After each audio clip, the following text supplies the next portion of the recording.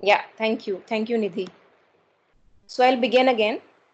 Sri Aurobindo says disease is needlessly prolonged and ends in death oftener than is evitable because the mind of the patient supports and dwells upon the disease of the body. So, what is happening? I have an illness. I don't know from where I caught it. I was kind of unaware and something was going on, not conscious enough.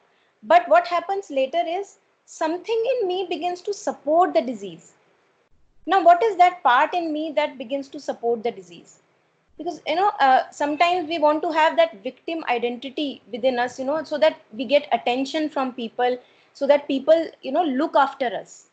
So if we can identify that kind of some character within us, some part of the being within us, and throw it out from our being, that no, I don't want this, I want to be healthy, then the disease cannot stay. And then mother is saying that any illness of the body is just outer expression of the inner disharmony. Now it's up to us, the patient itself. If I am suffering from an illness, it's up to me that I have to look for the cause of this disharmony. No one can do it for me. If I am being, if I am being through cancer, I have to look sincerely. People can help me, mentor me, but they cannot root out the insincerity in me which I am holding on to the disease. So that only I can do it. So mother is saying that this harmony has to be taken out or rooted out from the being. Again, mother is saying further, physical ailments are always the sign of a resistance in the physical being. But with surrender to the divine's will and a complete trust in the working of the grace, they are bound to disappear soon. Now, what does mother mean here by resistance? So the stuff that we are made of, all of us, is a highly dark stuff. It's inconscient stuff, this matter, this skin, this body. And what our task as a human being, according to integral yoga of the mother, is to put the divine, to invoke the divine in the cells of the body, in the very cells of the body, because over evolution, the cells have lost this faith that, I can be well. And this has to be invoked. The presence is already there in the cells, but it resists because look, if how you are grown up, as a child, you are very fine, you are full of faith, but slowly adults around you begin to tell you, oh, you have been hurt, it's not nice, and you will not get okay if you don't take this medicine. So what is happening? So somebody is poking into me this fear that I will not be well, the body does not have that capacity, that it cannot be well unless something external is used. So the dependency of the dependency on the divinity of the body is getting reduced. And this is how we slowly lose the faith. Even the physical cells lose the faith in the recovery of the illness.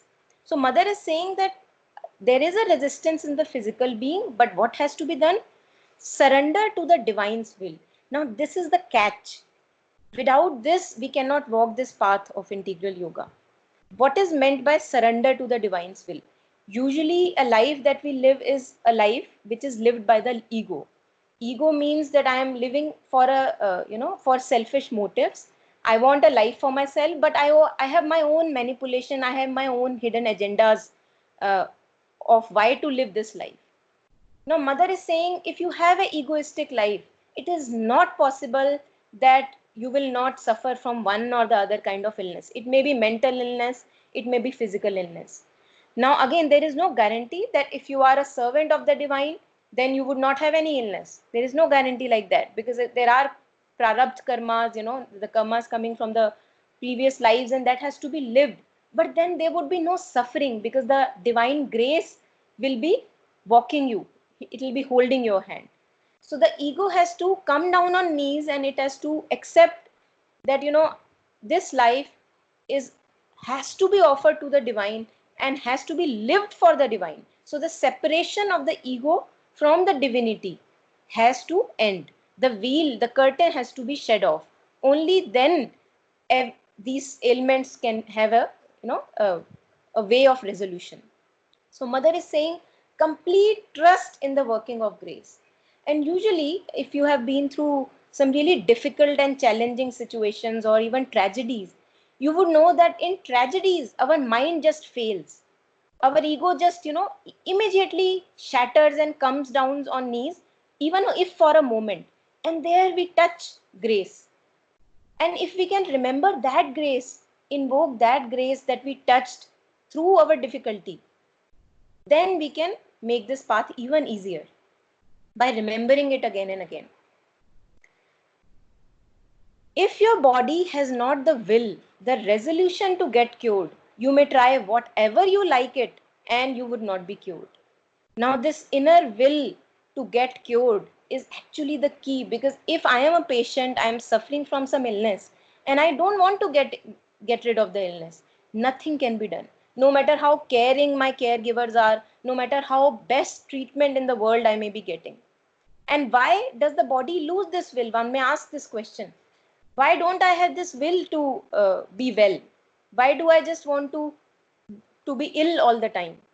So the thing is that if it's kind of a signal, if I am working only for my selfish motives and for my selfish desires, slowly, I lose the will.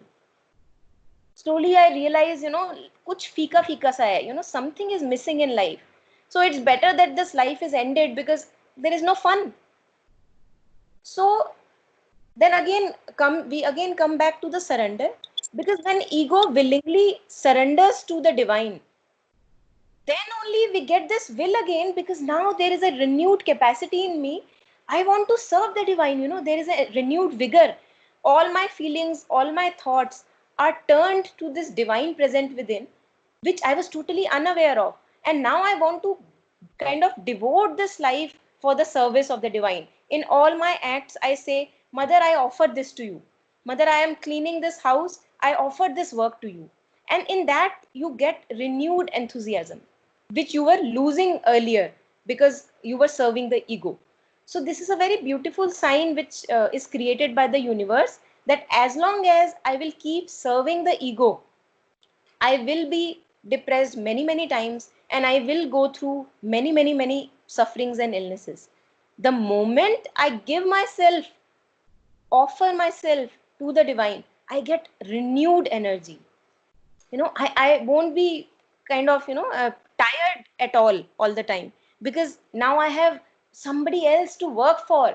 I feel so excited because this is the work I have been looking for all my life.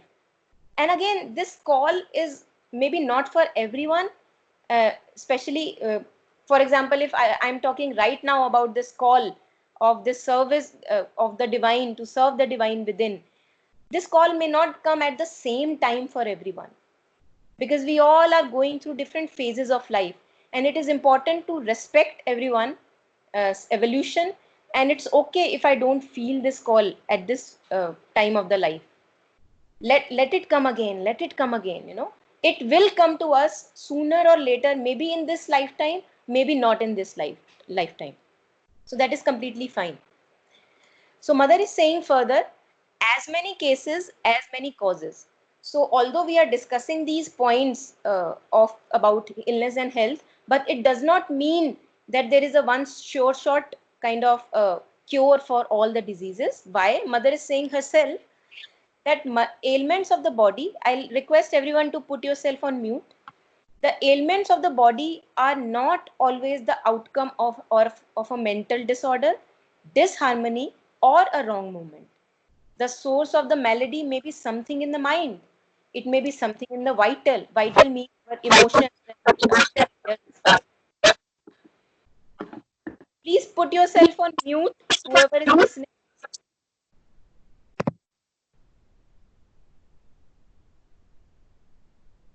The disturbance may be the result of a movement in the yoga, those who are on the path of integral yoga.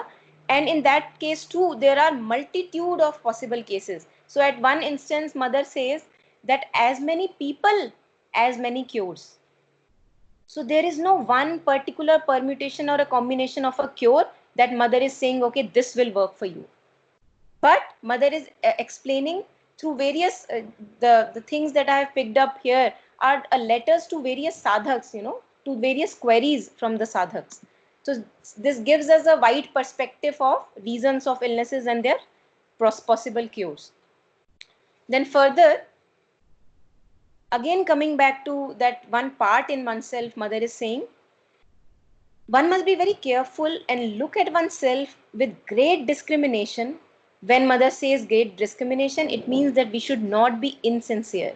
We have to be very careful in all honesty to see that I am able to, without any dishonesty, see that part in myself that takes pleasure in being ill. And I can guarantee that this happens because I have been through illnesses myself, and I can mark it for myself that yes, there was a part in myself that wanted to be ill. And once, owing to mother's grace, I wanted to uh, now get rid of the illness. So I looked at carefully at that part which was taking pleasure, and kind of it has to be rejected, it kind has to be pulled out from the being, mother says. Just like agar makhi pad jati hai chai mein, so I know that you will not drink the tea, but you will, what you do, can you do is you pick it out and throw it out. Now it's up to you whether you want to drink the tea further or not, but that is how it has to be picked out from the being, the part in you that takes pleasure in being ill. Now mother is saying there are people who are ill out of hate. There are people who are ill out of despair, like depression. So there are many possible movements in people that happen. And some part in me is might be saying to other people around me, you will see what is going to happen. You will see the consequences of what he has done to me. Let it come. I am going to be ill. Like a stubborn child. And this is the worst thing that one can do to oneself. And this only happens when the ego is after its desires and after its expectations that my demands must be fulfilled. So the ultimate redemption again lies in the surrender of the ego to the divine. We will come back to it again and again through mother's words. Then further, mother is saying, the first thing to do is to quieten yourself. Bring peace and calm in yourself, a total confidence, especially in this little corner of the body. So for example, if I'm suffering from a pain or somewhere in the body, mother is saying, bring the peace. Now I will take the practical implication of this sentence of the mother. How to bring peace? One can ask, how to bring peace? I don't know how to bring peace. So for this one, it's like a vicious trap. Unless you are restless, you cannot bring peace. So you have to become peaceful first in order to bring peace. Does that make sense? Because if I am completely agitated and nervous and restless, I cannot bring peace in my body. So I have been doing this with myself, and I can tell you that this works. But for that, one has to kind of hit and trial, many times. So how I used to do is, for example, you have been to a place which is very peaceful. Maybe, some of us might have gone to Mother's Samadhi, or maybe some nature scene which was very peaceful. And you have a memory of that peace within you. So what you do is, you lie down on the bed with your back on the bed and you looking up on the wall, and you may close your eyes or whatever. And what you do is, you completely still your body, completely relax your body, just still all the movements in the body. And how you can do is, remind yourself of that peace that you had experienced in one of that place that is etched in your memory, and bring that peace exactly in each and every part of your being. This can be done. This is not theory. And mother explains it later once mother says how to have a good sleep. So mother says, you lie down on your back on the bed and you put peace in each and every part of your being, as if it's a rag on the bed. It's like a towel kept on the bed which is not moving. That kind of a stillness. And if you can invoke this kind of a stillness again and again in the body, then no pain, no illness, and no restlessness and agitation, which is the cause of the illness many a times, can stay. There was a time in recent past where I was suffering from really severe stomach problems. And this is the thing that really kind of pulled me out of that suffering and pain in the stomach.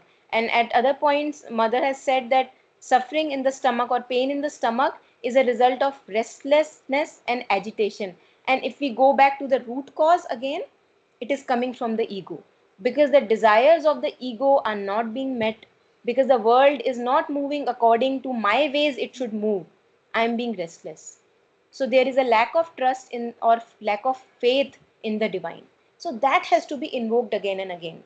And for those of us who have a certain faith in the mother, they can invoke mother's presence again and again. That really, really helps a lot.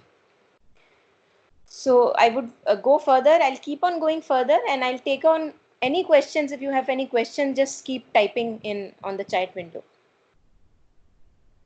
So mother is saying, if you can bring down peace in the cells, which I am telling you that can be done practically through the pressure of light and spiritual force. If you re-establish the harmony, the proper functioning, you will see that your cure comes in few seconds, mother says.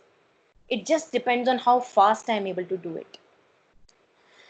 Now mother is saying, sometimes there is also a bad will. You are more or less on strike, the emotional part in us in on the strike. At least you want the illness to have its consequences. Now this is what only I can do for myself if I am the patient. No one else can tell me, you have a bad will, and prick it out of your body, take it out of your body. If he or she tells me, then I'll rather give him a slap, because nobody wants to listen that I have a bad will in the body. So it is totally up to my honesty that whether I want to get cured or not. And getting cured again is getting cured of the ego one is tightly holding at. And mother is saying how the illness enters the body. What is the door that is kept open? You may have opened the door through spiritual error, through a movement of vanity or pride, if anger or hatred, or of violence. Now, in other instances, mother writes a letter to the devotees who ask questions. Mother says, the thing that you want to push me away, you want to get out of my protection, these are the things how you get out of my protection. If you indulge in thoughts of bad will against others or yourself, if you indulge in moments of pride or vanity, talking good about yourself, and in the sense feeding your ego, if you are feeding your anger, if you are feeding your hatred, if you are feeding jealousy and violence, this is how you move away from mother's grace. These are the things which mother has wrote to her sadhaks who have been troubled by many difficult situations many a times. So they would write to the mother, and mother would say, I am here to protect you, but it is you who is moving out of my umbrella of protection. How? Because you indulge in these moments. So if you completely focus on me, that is how you can kind of take the rasa or juice of the grace all the time. If your focus is completely on anger, vanity, hatred, and violence, then I cannot protect you. Then you have to come back again on your knees, and then I can protect you again. So going further. So mother is saying there are people, as soon as the least thing happens to their body, their mind becomes upset. You must have noticed in yourself. And there are others still who may be very ill, yet they keep their mind clear. It is rarer and more difficult to see a mind that is upset and the body remaining healthy. So mother is saying the mind is very, very tightly linked to the body. If you have a mind which is very, very clear, it is better to have then a body which is healthy. So mother is saying, for the body depends a great deal on the state of mind. So that is how integral yoga of the mother and Sri Aurobindo comes into the picture, because it takes care of sorting of each part of the being. It takes care of sorting of the mind, silencing of the mind. It takes care of moving all the feelings and emotion towards the divine. So there is a stillness that comes in the feeling, and it also brings a kind of a faith and certitude in the cells of the body, again through turning towards the divine. So mother is saying that my state of the mind is very, very important, because mind is the master of the physical being. That is what mother is saying. And again, if I focus it, it's not enough to focus it again and again, or I can talk about it 2 hours and it'll still not be enough, because mind cannot be stilled for a prolonged duration of time unless it is emptied. How will it be emptied? How will it be stilled? It is only divine grace that can make it happen. We can have temporary movements of stillness of the mind. We can indulge in higher forms of enjoyment like music, or these kind of creative processes, even the other works that we are doing. Only if I am doing the work, any work that I do in the life, as an offering to the divine and not running for my selfish desired, only then can mind be stilled. You experience it for yourself. Just try it for a day, experiment it for a day. That, okay, I have heard it from somebody that the mind is stilled if I offer my work to the divine and not have any selfish agenda associated with it, and see how the quality of the work changes. Because now the fulfillment is already with you. Where is the fulfillment? The fulfillment is that I am feeling the divine presence. I am working for the divine presence. I don't want anything else. And then the work that you do becomes an offering, and you do it with even more beauty, like you are doing, a kind of a service to your Lord. Without that, the mind cannot be stilled. It may be still for a moment or two, for 1 year or 2 year you may feel, but there would be again moments which will again bring more depression, more confusion, and lack of clarity. And if we are to walk this path of full of clarity, full of lack of confusion, uh, Himanshi, could you please mute yourself? Thank you. Then it is very important for me to remind myself that there is no other way than to surrender the ego, It may come again and again after few years, after few months, but ultimate is we are coming back to that point again and again. Because when mother says that mind is the master of the being, if I have a still and clear mind, it is possible to have a healthy body. But the catch is how to have a still and clear mind. And there we go to the divine surrender again. Now coming to the next step, which is fear. Mother is saying the real disease is fear. Throw away all the fear and the disease will go. Now for mother, it might be very easy to say that, throw away all the fear. But we know how difficult it is when one is in the grip of the fear. Now, whatever we have discussed until now, the ego surrender to the divine, again that comes into the picture. Why? Because fear will stay with us. Fear is here to stay with us until the ego serves itself. Until the ego feels I am a separate identity and the universe is something separate, the divine is something separate, and I am the one I have to protect myself. The moment I become a willing servant of the divine, there is no fear, because now the Lord knows my life is dedicated to the Lord. So Lord will protect me if I have to be protected. So there is no point of the fear to exist. It's like a dog, the dog will not fear as long as the master is here. So you become like a dog, as loyal as a dog, as relaxed as a dog. You must have seen pictures of dogs when they are with their human kind of, friends. They are so relaxed. They don't have a worry in the world. Just because they are so loyal, they are full of faith toward that human friend, that I am in right hands, I don't have to worry at all. So that kind of a trust one has to develop if the fear is to go away. When mother says throw away the fear, one has to become a servant to throw away the fear.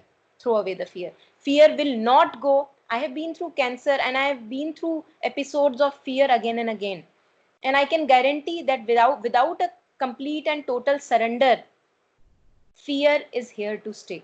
It may come up again after a few months, after a few days, after few, you may feel that, I don't feel fear now at all. Even without, I'm not serving the divine, or I don't care much about my life anymore, but I don't feel the fear. The moment symptoms begin to appear, you will see the fear. I have felt it so viscerally in the body. And unless, and one can also take this as a signal, because I took it as a signal when fear came again to my life owing to some symptoms that I saw in my being.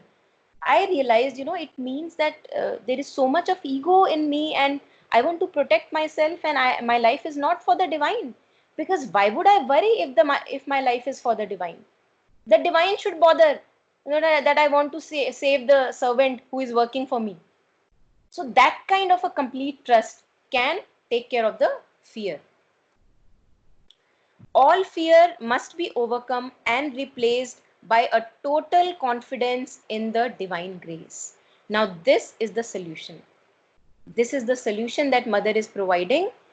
All fear must be overcome and replaced with what? With a total confidence in divine grace. This cannot be done if the ego is not willing to surrender. Again, a willingness from us, a central willingness from us to surrender is very, very important. So I see that there are no questions, so I am going on. Why does one feel afraid? So somebody, a sadhak is asking, why does one feel afraid? Why do I feel fear? Mother is saying, I suppose it is because one is egoistic. Again, covering that aspect that we covered a while ago. So the solution is again the surrender of the ego, the dissolution of that wheel separating you and the divine. There are three reasons of feeling afraid, Mother is saying. First is excessive concern about one's security. So, you must have seen people who are so afraid, even few of us, because we are so concerned, I have to be saving myself. I have to be saving myself. For what? What good are you doing on this earth? Ask yourself, why I should save myself? If the life belongs to the divine, belongs to the universe, doesn't universe know better who is to be saved and who is not to be saved? So Mother says that this is owing to the ego. And ego is anything that separates me from my divine essence, that is ego. Next, Mother is saying, what one does not know always gives an uneasy feeling which is translated in the consciousness by fear. Now, we have to be very sensitive to the movements within us. We know when fear is going to enter. We all have sensed this uneasiness, whether it is in front of many people that are not very comfortable with us or many situations. So Mother is saying, be very, very sensitive to that uneasy feeling, because it enters as that uneasy feeling, and slowly it takes form of the fear. And then Mother continues.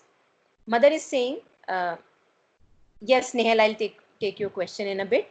Mother is saying, one doesn't have the habit of a spontaneous trust in the divine. If you look into things sufficiently deeply, this is the true reason.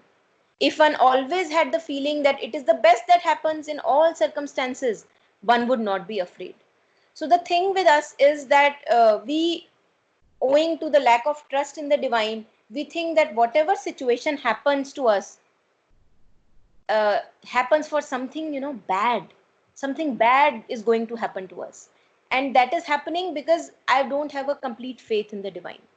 So Mother is saying that if I have an inherent faith within me that whatever is happening for the best, then in that case, I cannot be afraid, and I will take that situation as a progress, as a means to progress. Because I can say to myself, just like, I explained a while earlier, that when fear appeared in me because of, I was able to see some symptoms, I asked myself, it means that my surrender is not complete. It means there is something in me, some desire in me, some attachment in me, which I am still holding, which has more power over me than the divine presence. So one can also take it in that way, Mother is saying. So I'll just take a question: how to surrender the ego, explain more about what is ego, how to recognize it. Okay, how to reject that part in us that enjoys the ailment. Very good. I think these are very, very important questions. Thank you for putting up these questions. So first, what is ego? So in words of Kabir, if I can use them here, Kabir has said, "Jo man se na utre, maya kahiye soe."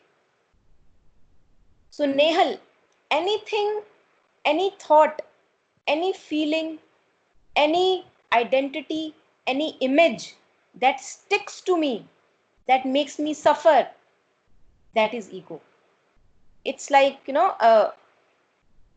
anything, you can take it for granted in any situation. If you are even interacting with a person and you are sticking to a point of view, you are sticking to your ego. This is how you can recognize the ego. And if you have fear in your being, again you can say, okay, it means the ego is still in function, because fear is coming from the ego. Fear cannot come if a complete surrender has been done to the divine. It cannot exist. The fear has no capacity to exist, because fear is coming that I am a small identity and I need to protect myself. I need to protect this image of myself. I need to protect this identity, this small little identity. It can be harmed by others. That little identity to which I'm sticking is ego. That is how you recognize it. And the question that you ask, how to recognize it, you have to recognize it very, very carefully. You have to be very, very vigilant in all the actions you do throughout your daily life. What is it that I am sticking to? And the moment you begin to see it in one instance, you will be able to see that, okay, now there is more possibility that I am able to see my ego in more cases. It's like a muscle, it's like a will. The more you are vigilant, you are on a guard, the more options open in front of you, the more doors open in front of you to recognize this ego in action. So very shortly, if I can put it, anything that sticks to you, anything that makes you heavy is coming from the ego. Okay? How to reject that part in us that enjoys ailments? Yes, Kalpana, only you can do it. First, you must be ready that I am ready to reject this part. Now, why are we not ready? You can ask this question, why am I not ready to reject this ailment? See, we all have, human beings need a rasa in life. We need to have the rasa in life, and that is coming from the delight of the consciousness. We say that Satchit Anand, it's the delight of consciousness that we are born of. So we need to have rasa in life. Now, if the rasa is not coming through the divine presence within, then I will seek rasa from my ailments or anything else. That is how you can see, why am I still enjoying my ailment. If I am still enjoying my ailment, there is a 2000% surety that you don't have the rasa of the divine presence within you right now in this moment. And maybe in other moments, when you are able to get in deeply in touch with yourself, then you don't need to enjoy that ailment. So you need to kind of prioritize what is important for you. I need to willingly give myself to the rasa of the divine and say to myself, this is what I want in my life. I don't want any rasa in my life. And look how the inner rasa then envelops your being, and it'll make you impossible to enjoy the rasa in the ailments then. Although you will be able to enjoy the life even more, because now there will be no demand and expectation from the external interactions that you are into. So there will be rasa in those as well, but you will not be demanding fulfillment out of those interactions. So this is how you reject. For rejection, surrender, a willingness of the ego to surrender, a willingness of the ego to seek the divine presence within is a very, very important. Before that, it's very hard to reject that enjoyment from the ailment. Because, most of us are kind of a victim of a very weak will. we have a very weak will in us. I am a part of it. I had a very weak will. How I kind of slowly, gradually am strengthening it only by immersing in the divine presence. The moment you get to get the juice out of the divine presence, only then the rejection can come easily to towards this lower things called ailments. Then you would not need this enjoyment, that I am ill and give me attention, and at least now you are looking after me. Now that kind of movement will not be necessary. So first comes a willing surrender, that yes, I understand the futility of my attempts and I am ready to live a life which is in the service of the divine. I am ready to experiment with it. Only then I'll be slowly able to reject. So in other terms, I can also say, first you get the divine, and then you kind of slowly, everything that is unnecessary, that kind of is rejected from your being. I hope it's clear, Kalpana.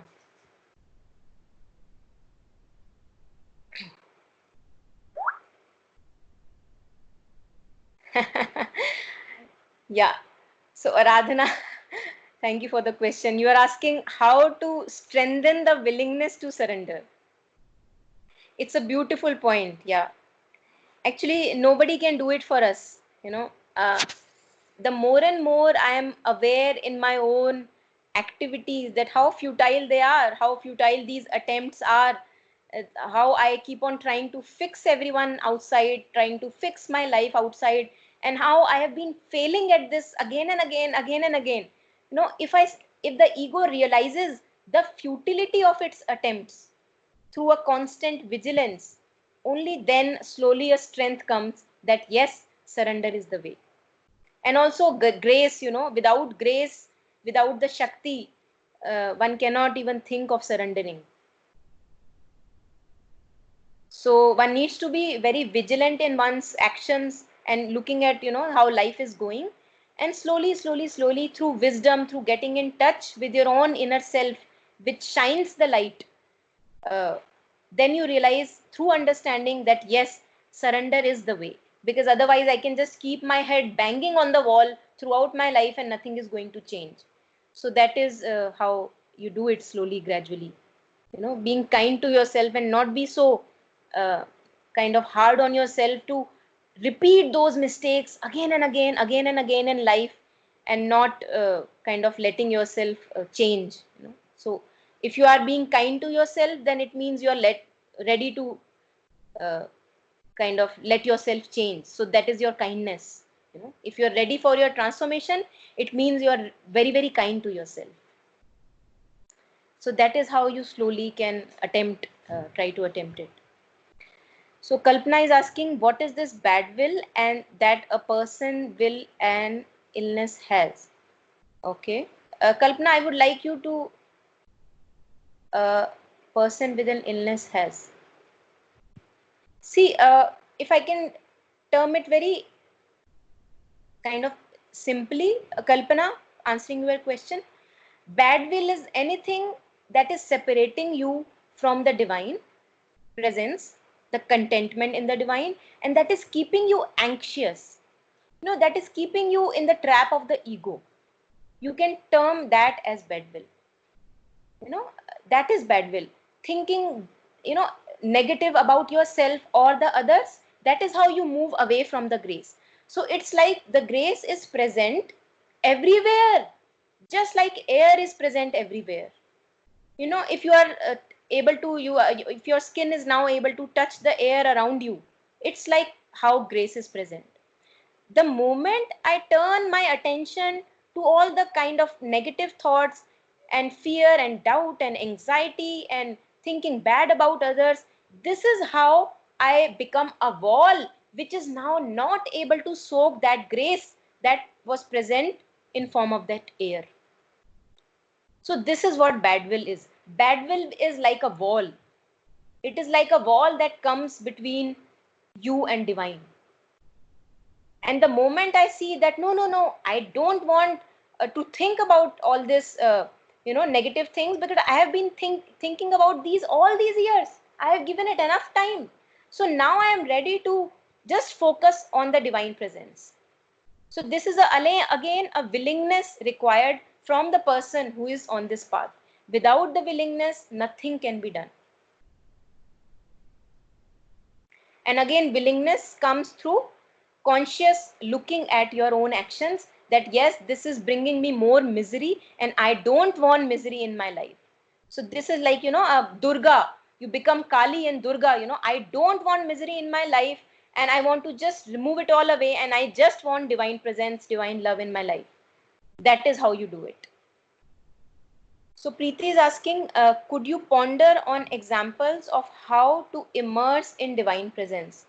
Thank you, Preeti. So actually, I would just focus on mother's path, which is path of integral yoga here, because that is what we have been talking of. There are, I'm sure, millions of paths feeling and immersing in the divine presence. So the way the mother suggests is, I would say, sum up in 2 points. One is that you are constantly invoking mother's presence in your life. The a sub part of this can be constantly seeking that part in you which is most connected to the divine, which is your soul. Mother has said, bring the psychic being to the front, bring the soul to the front, search for your soul. And mother has suggested 11 points in how to search for the soul, how to become closer to the soul. I will share the document with you where I give those 11 points. So first is this, and that psychic being or soul present in us is mother's presence in us. So if I am invoking mother's presence, or I am in kind of invoking psychic being, I am getting deep and deep in my heart's center, that is equal, that is both. So it does not matter if I am concentrating on the mother or on the psychic being or the heart center. That is one. The other beautiful thing that mother is suggested is, do everything as if you are doing it for me. I think I find it very, very beautiful, because for that I don't have to sit anywhere. I don't have to, do a particular kind of an asana or a kind of a meditation. Every task I do, I offer it to the mother, while doing, before doing, and after doing. So see what is happening. It is as if I am living Gita, Bhagavad Gita, through the task, because I am not doing the task through my own selfish desire or through my for my own selfish agenda. I am doing it because I want to offer it to the mother. And that is how immersing in the divine presence can be kind of a constant thing for me throughout the day, without the need for to sit even in silence for meditation, although sitting in silence is also very, very important. So I hope, Preeti, if there is anything else you can write. Nehal is asking, is there a difference between feeling fear at times and having fearful nature? Yes, Preeti, all life is yoga. Yes. From where fear develops, why fear overcomes one's common sense. Yes, Nehal, because we allow it to. As mother was saying, that you opened a door to bad things only because you allow, because you move away from the grace. So see, Nehal, what is happening? At one point of time, I can focus either on the mother or on the fear. Try doing this, I have tried it many a times. It is not possible that you are able to focus on mother and the fear at the same time. Okay, so this tells me that at the moment some magnet within me wants fear more, and that magnet is nothing else but the ego. So if I am focusing more on the ego, if I am focusing more on the fear, it means that I am feeding my ego. Again, a willingness comes, that if I don't have a willingness to focus on the mother, to invoke mother's presence, and also I have somewhere feeling in me that mother presence तो आती रहेगी जब आएगी. अभी जो मेरा fear है ना, वो बहुत ज्यादा इंपॉर्टेंट है. अभी जो मेरी डिमांड और एक्सपेक्टेशंस है लाइफ से, they are very, very important. Exactly, yeah So somewhere in me, some part is not convinced. Some part still wants to say that I want to think about this fear. I want to think about this ego, because that is going to bring me results. So abhi wo ego ki futility nahi aayi hai in action. Once the ego is sure that my actions are futile, then nobody can stop you from surrender. And if the futility of ego now is not visible, yes, it's not the culprit, it has gotten us here until mother's feet. So I would not see it's a culprit, Nehal. But yes, ego is the helper, ego is the bar. That is what mother has said. Ego brings us to mother's feet. That is its work. It's like, you are climbing a ladder and you want to go to the roof. Uh, because you wanted always to be there, it was your dream that I want to be there on the roof all the time. So you have this ladder in front of you, but now you are sticking to the ladder. How will you get on the roof? Because you are sticking to the ladder. So the ladder has to let go of, you have to forget the fear of how will I climb down because I am throwing the ladder away. Mother will show the way, how will you go down or how will you go up. Now the point is the reaching towards the divine feet, and rest all is kind of a smooth journey ahead. So fear only comes, yeah, Nehal, yeah, fear only comes when I allow myself to focus on the fear. So yeah, yes, Preeti, true focus will come with willingness and willpower. Yeah. And slowly one has to really be kind to oneself. One has to see that this banging on wall, banging my head on the wall, I don't want to do it anymore, because I want to be very, very kind to myself. This is what you say. I want to have a life which is full of love for myself. So that is why I want to now get rid of this ego, because it is like banging my head on the wall and I don't want to hurt myself. So it is in kindness that you are willing, and slowly a willpower generates. So just keep typing. I'll take on any questions that come, and then I'll also keep on going further in the document. So mother is saying further, until the moment when the body becomes the docile instrument of the higher will with a capital W, one can obtain it from one can obtain from it a normal resistance to all attacks. So mother is saying, some sadhak must be asking that, how to be resistant to all these attacks. So mother is saying that one or the other kind of illness will keep on coming. It's okay, don't be bothered about it. And mother is saying, until when the body becomes a docile instrument of the higher will, and that is what we were targeting at. The ego is now surrendering that I want to become a servant of the divine. Hey divine, please use me as your servant. Like a bansuri is saying to Krishna, now I am free, you dust me and use me, like that. Only then mother is saying, only then a normal resistance to all attacks can be found, because now the divine grace is protecting you. Now the divine is protecting you throughout, whether you are sleeping, whether you are waking, whether you are in the battlefield, whether you are a soldier, whether you are as a doctor with patients all around. No disease can touch you if you are in protection of that divine grace. And how do I move away from the protection of the divine grace? By giving focus to bad thoughts, to negative thoughts, to indulge in my ego, in pride, in hatred, in jealousy, in vanity. These are the things how I push the divine grace away. And further, mother is saying that the body must know, and the body must be convinced that its essence is divine, and that if no obstacle is put in the way of the divine's working, nothing can harm us.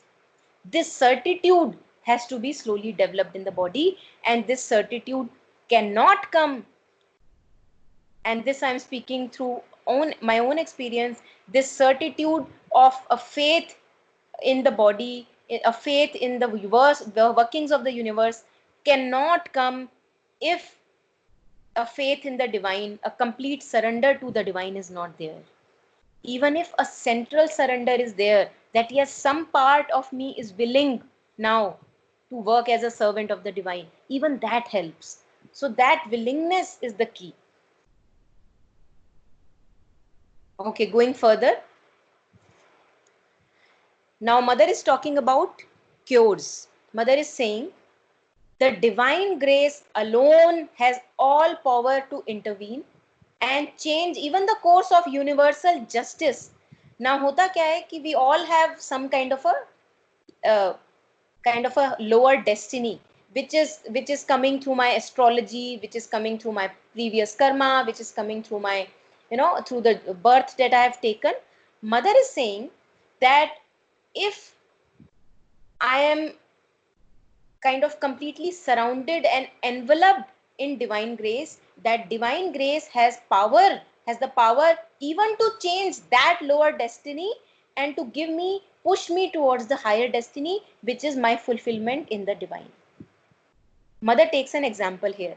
So Mother is saying, for example, we all are very conscious nowadays about eating things, certain things, not eating maida and not eating this thing and eating the better things. Mother is saying that by doing this, you put a iron bar between divine grace and yourself. Now, how do we do it? I give an example.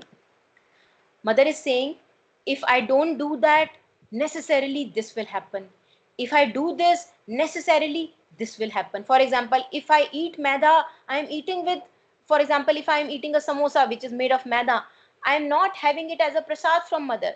What I am thinking in the mind, oh my God, this is made of, fried oil and fried and maida, and this will certainly make me ill. So Mother is saying, by thinking of indulging in all these thoughts, this is how you put an iron bar between divine grace, which can change the course of things, and yourself. So this is again not to say that you should indulge in all kind of things that are not good for health. Mother is saying, on the other hand, if I invoke mother's presence throughout the day, whether I'm eating, cooking, anything, then I'm more open to the working of the grace rather than working of a law that is there in the universe. What is the law of the universe? The law that is working for the material things is, if I eat maida, it will get up in my intestines and it will make me sick. This is the law of the material world. Mother is saying you can get rid of this law only when your focus is completely on me. And again, referring to that focus part, if my focus is on the ingredients of the samosa, I will not be able to have it as a prasad from the Mother. And there is a certainty that I am going to fall ill, because all my attention is what is the oil that is used, what is the maida that is used, what is the action that is going to that it is going to do in the body. So Mother is saying you can evade all these material laws only when you allow divine grace to happen, to flow through you. Yeah. Yes, Nehal, I also found it very beautiful, because even being a health conscious person, I also used to really take care of what I'm eating, what I'm not eating. But if you really focus on the Mother, even when you are eating anything as a prasad from the Mother, then it completely changes. It completely changes. This reminds me of a small anecdote of Nisargadatta Maharaj. So a kind of a hippie brought him some marijuana, and the hippie said that have this marijuana, I have, it really alters your consciousness. So Nisargadatta Maharaj said, he said, and he took the whole guच्छa, the whole bunch of marijuana from that person, and he had that marijuana, and nothing happened to Nisargadatta Maharaj. So it only happens when we are completely in the divine grace, then only grace protects. But if I am focusing on the material laws of the nature, then they have complete capacity to harm us or to benefit us.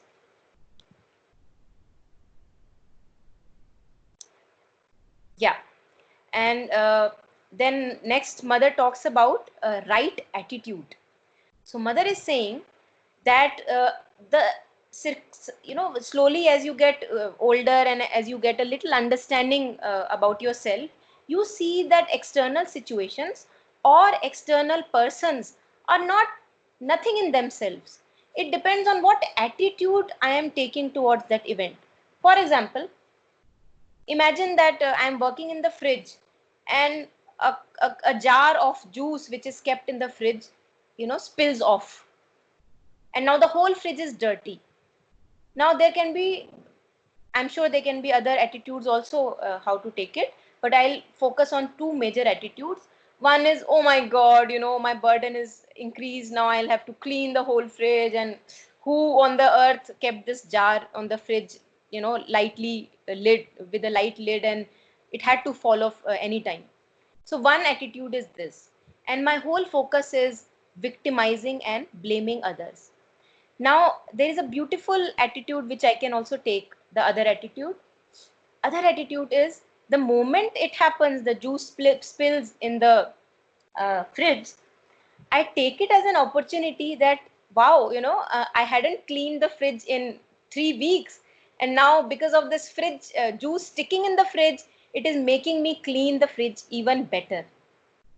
And in that, I save myself from the anxiety, and I save myself, I am kinder to myself, and I also saved others to be blamed and to be victimized.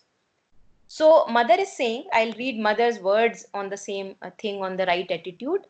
Mother is saying, there is a moment when one becomes sufficiently conscious to realize that the things in themselves are truly neither good or bad. The same thing, identically the same, if we take it as a gift of God, as a divine grace, as a result of full harmony, it helps to become more conscious, more stronger, more true. Now, this can happen with even an illness. If an illness has come to my being, I can use it as a gift from God and use it as a signal to go deeper within, to get more and more in touch with my divine essence. And the exactly very circumstance I can be taking as a blow from fate, as a bad force wanting to affect us, and this constricts us, weighs us down, and takes away from us all the consciousness, strength, and harmony. So mother is saying it is totally up to us whether to work from the right attitude or not to work from the right attitude. Now there might be a question, how to work from the right attitude? And to this, mother would reply, use it more often, make it a necessity for you. The more you use that muscle, the muscle of right attitude in your life, the more it becomes stronger.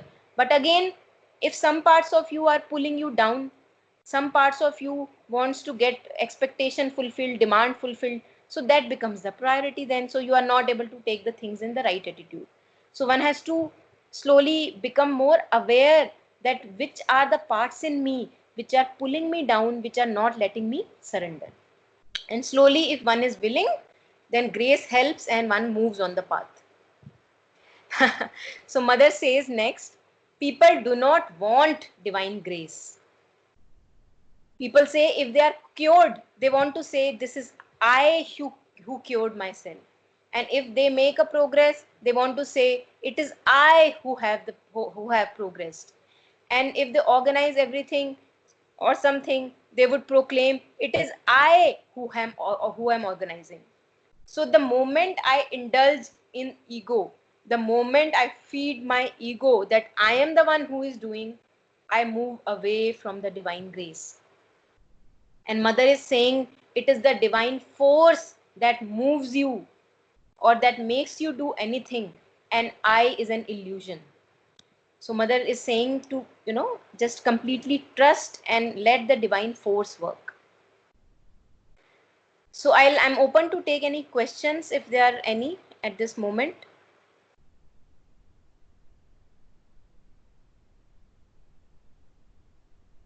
Or I'll just then move ahead if there are not. There are a few points I would like to cover, and few that I'm missing, because I know that you have that PDF and you will be reading it, those of you who are interested. So I'll go on rest and sleep. Now, mother pays a lot of attention of how we are sleeping. Usually, we are so tired by the time sleep time is there that we just kind of dump ourselves on the bed and we sleep. Or sometimes we even want to relax through watching TV or listening to something. So, mother is saying that before going to sleep, what you do is, no, before going to sleep, when you lie down to sleep, begin by relaxing yourself physically. Now, this is what we were referring to as when I was referring that you call peace in the body, you call the divine force in the body, and completely still yourself. Completely still yourself. Look at each part of the body. You will see the movements. Many a times you will see, today I am more restless. Does not matter. You bring that stillness within all parts of your body and become like a stone or a rag lying on the bed. And that is how you must enter sleep. And mother also at one instance said that when you are sleeping, you can imagine that you are sleeping in my lap. If you are not finding a really comfortable position to sleep today, you are being restless, you are kind of anxious, things are really bothering you, because in sleep we rejuvenate ourselves, we refresh ourselves. So mother is saying that put my head into your lap, put your head into my lap, and you will see that you will have a better sleep. You will have a restful sleep. You will not be bothered by thoughts and dreams while in your sleep. So this is one of the ways. And regarding food and drink, mother is saying you should not be eating only, you should not be greedy in eating. For example, we have so many desires regarding eating. These are the things that I want to eat, these are the things that I don't want to eat. So people is saying, for the people who want to walk on the integral path of the yoga, it's better to eat for living, but do not live for eating. Because mother is saying that if we have many kinds of desires regarding foods that we want to eat, and we indulge in eating and cravings, then you are 90% bound to have an illness sooner or later. So further, mother is saying regarding waste of energy. So mother is saying that how we, in need of relaxation, we watch TV, and we indulge in lower forms of entertainment, which bring our consciousness even down and down. So if we really want to rest, there is an inner peace that one must be able to find, and one must be resting there instead of indulging in the TV shows or other lower forms of entertainment in the name of relaxation. Yeah. Okay, so I'll read a last paragraph here, which directs us to the psychic being, and after that I will share in the chat window the document that I've prepared for you, for all of you. You can go through it, and if more of you are interested, there is enough material available online. All the works of Sri Aurobindo and the mother are available online. Many are also available as compilations, as books. If you are interested, you can go ahead. I'll read a last paragraph, and then I'll just take any questions or maybe say goodbye then. So mother is saying, if at any time a deep sorrow, a searing doubt, or an intense pain overwhelms you and drives you to despair, to depression, there is an infallible way to regain calm and peace. Mother tells us about the way. In the depths of our being, there shines a light whose brilliance is equaled only by its purity. A light, a living and conscious portion of a universal Godhead who animates and nourishes and illumines the matter. A powerful and unfailing guide for all those who are willing to heed his law. Again, this part of willingness comes, that we must be willing to heed the law. A helper full of solace and loving forbearance towards all those who aspire to see and hear and obey him. No sincere and lasting aspiration towards him can be in vain. No strong and respectful trust can be disappointed. no expectation ever deceived. So here, mother is pointing at the psychic being towards the soul within. And below this, I have shared the 11 points for us to walk upon that mother points at. If you want to really find your soul within, which is the ultimate light that really guides you on this path, then you must follow these 11 paths in the search of the psychic being. So I will not say talk about those 11 points because I already discussed them in the talk on depression. It is for you to you know discuss and to read and to immerse in if you are interested. So with that, thank you everyone for being here. And if there are any questions, uh, any doubts, I'll be very, very happy to take them. Just feel free to type in the chat window if there are any questions.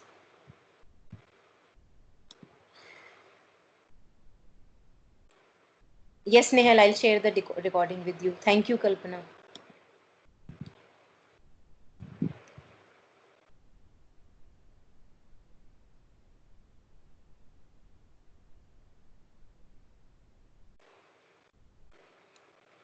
Okay. Riddhi also wants the recording. So Riddhi, I'll recommend you to. I'm writing my number here. This is my number. So if you ping me, I'll share the recording with you. Yes, Preeti, I'll share the recording. I have your number. I'll share the. I've uploaded it on YouTube. I'll share that talk with you. Thank you, Riddhi. Yeah.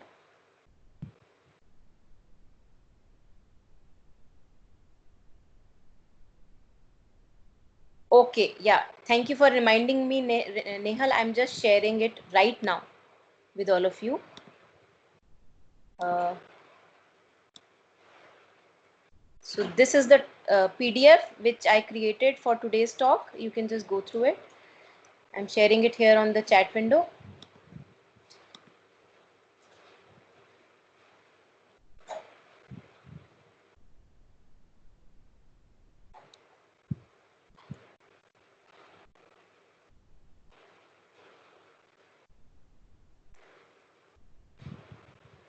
Thank you, Aradhana. Thank you. Thank you, Reggie. Thank you so much.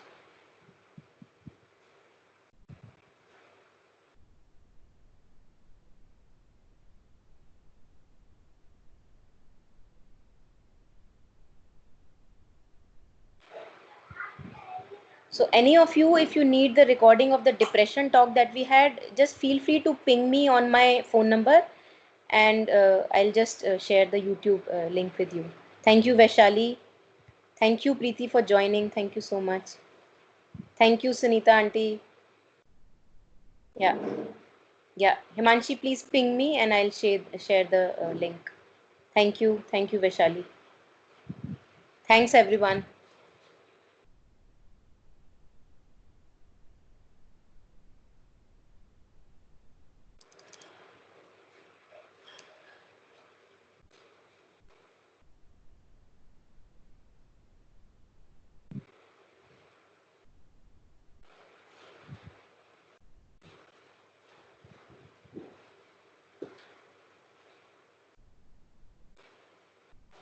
Yes, Aradhana, yes, I'll share that PDF there as well. Yeah, yeah,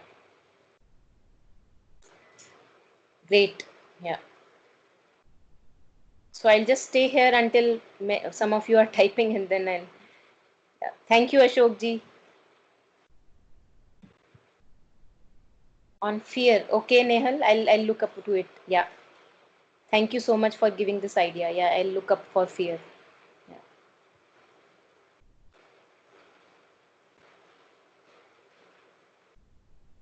Okay, Riddhi, if you share your number, I can add you on the group.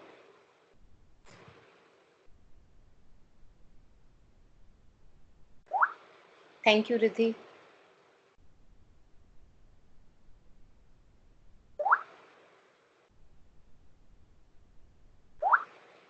Thank you, Naresh ji.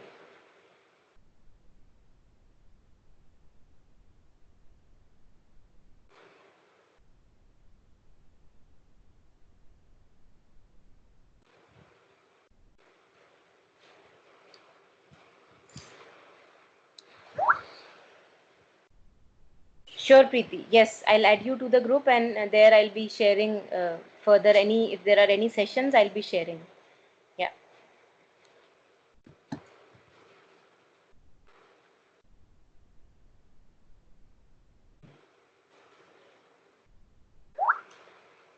Okay, Vaishali, please write your number in the chat window so that I can add you.